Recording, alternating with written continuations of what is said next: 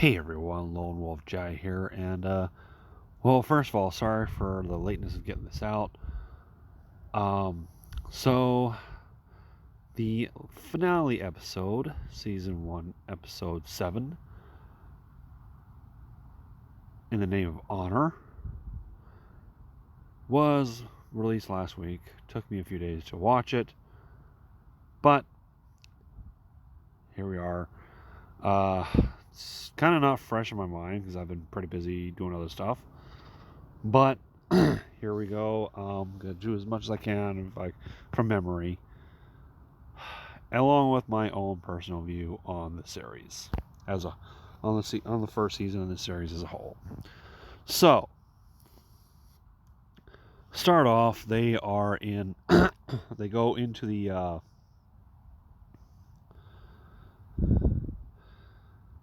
They go into the what's left of the place that got bombed last week,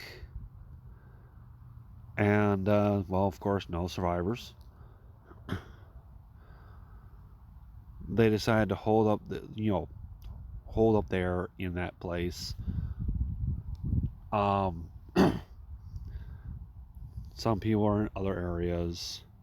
Some of the recruited people are in other areas, and well, they thought, well, things don't feel right.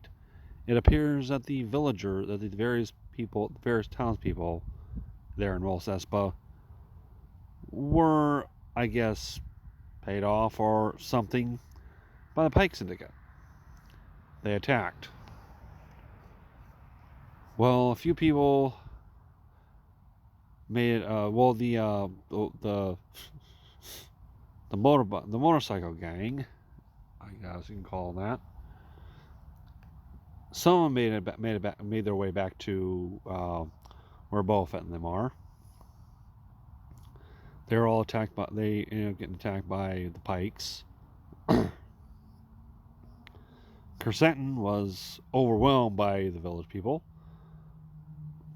I'm sorry, the townspeople. I won't say village people because that's. I'm sorry. When I think of village people, I think of the old group in the '70s, YMCA and all that. um.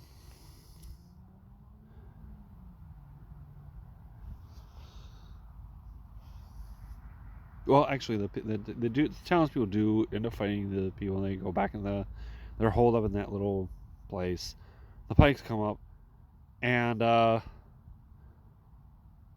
well,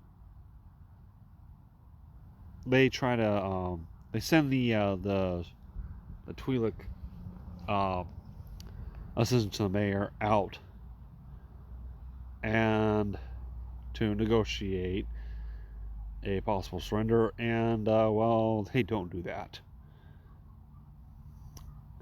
They end up coming out, flying around, blasting things, blasting people.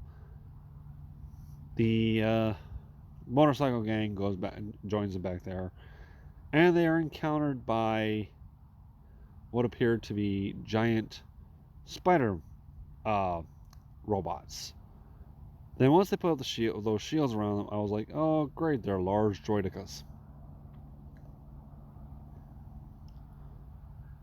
Well, actually, before that happens, um, the people from Freetown come and, well, Cad Bane was there and said that don't expect the people from Freetown to come because he says that he killed the sheriff.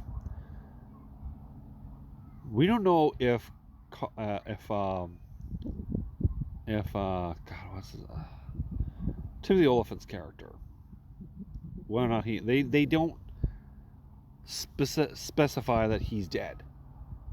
So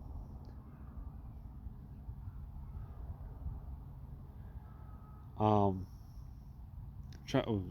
I'll the name will probably come to me, but I don't think he's gone. I mean, it's just no. The way he was shot doesn't look like it was fatal. Anywho, um, then those droids come out, and I'm thinking droidicas. Uh,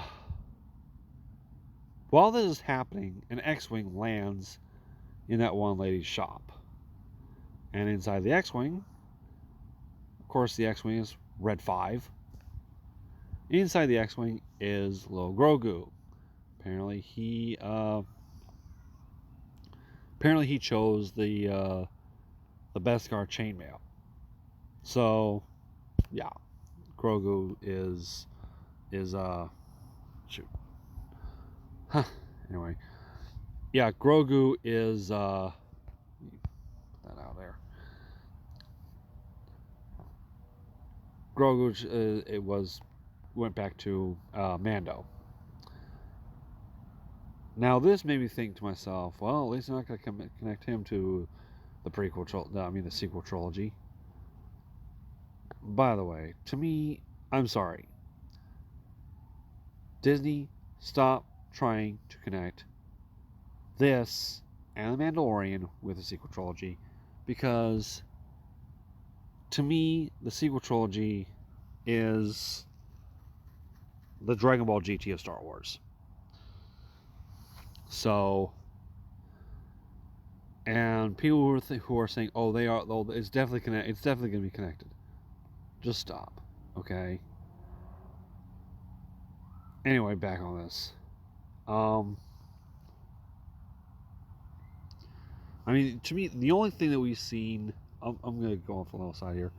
The only thing we've seen that connects the two is the fact that those spider droids on that one planet that Luke was starting to train Grogu. They were building what looks to be Luke's Jedi temple, Jedi training temple from the sequel trilogy. Yeah, let's not get into that. Anywho, back on this. Well, she decides to, hey, take him to Mando.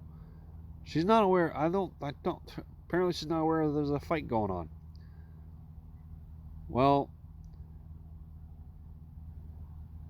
he's trying to get her out of there, and because she says, hey, look who's here.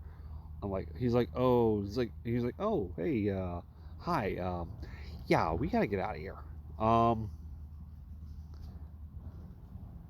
Honestly, they actually join the fight. Well, the large droidicas are still, basically got everyone pinned down. Then all of a sudden we hear a roar, a familiar roar, a Rancor. The Rancor that was a gift to Boba earlier from the Hutts.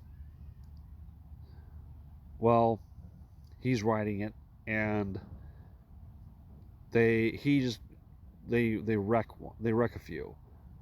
Well, thanks to Cad Bane, the Rancor goes a little gets out of control and runs off. Cad Bane and Boba face off. Bane shoots him down shoots him on the ground, to where Boba takes his gaffy stick, knocks him down, and kills him. I bet that got a lot of people riled up, because apparently Cad Bane is a pretty popular character from Clone Wars and Rebels. Like I said, haven't watched very much of Clone Wars, never watched Rebels. I don't know much about the guy, other than that he's a ruthless bounty hunter.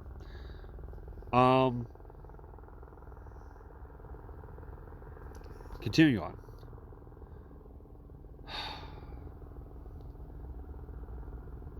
So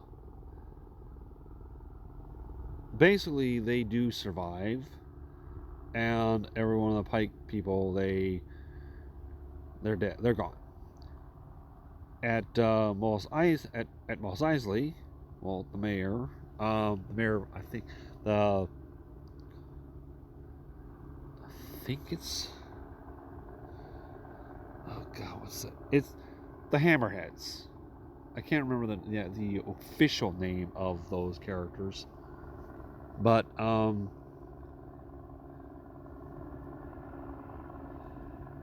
He's sitting there talking to one of the members of the Pike Syndicate. Pike Syndicate is like, hey, we're leaving. In other words, they're turning tail and running. Earlier in the episode, Fennec said that she's going to go and, well, do what she can. Next thing you know, the mayor is, well, he's hung. Because apparently that's because someone goes around his neck and pulled up. Next thing you see, the head of the Pike Syndicate, I guess he's the head of the Pike Syndicate, or he's the main one, killed. I'm guessing most of the members of the Pike Syndicate, well, the Pike Syndicate people that are there, they're dead. Who knows what's going to happen?